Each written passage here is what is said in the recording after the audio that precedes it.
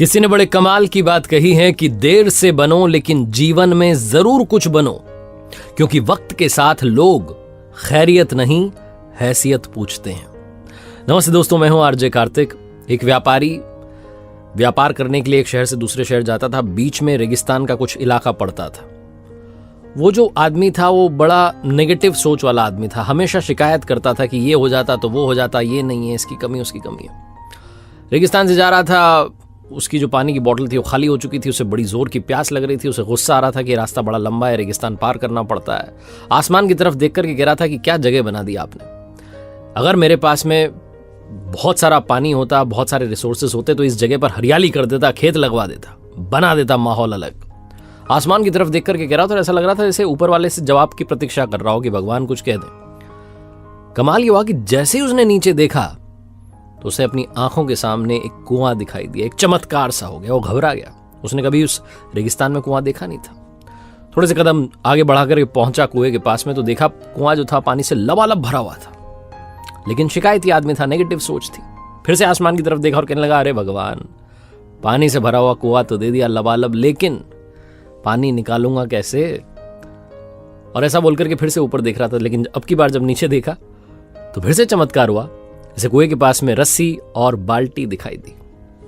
लेकिन शिकायती आदमी था, नेगेटिव सोचता था। फिर से ऊपर देखा और बोला, अच्छा, लेकिन इस पानी को ले जाऊंगा कैसे? कैसे यहां पर हरियाली लाऊंगा? फिर से ऊपर देख रहा था। अब की बार ऐसा लगा जैसे इसे पीछे किसी ने आकर के टच किया। पीछे पलट के देखा तो ऊंट खड़ा हुआ था। इसका दिमाग खराब हो गया। ऐसे लगा कि अरे तो सच में होने लगा। अब मुझे सच में यहां जिम्मेदारी लेनी पड़ जाएगी। बातों बातों में कह तो दिया। कुआं भी मिल गया पानी से भरा हुआ, रस्सी भी मिल गई, बाल्टी भी मिल गई, ऊंट भी मिल गया, सब मिल गया। ये तो पंगा होने वाला है। बिना देरी के तेज तेज दौड़ने लगा कि यहां से निकल लो, ये तो मैंने कुछ गलत कर दिया, पता नहीं क्या बोल दिया।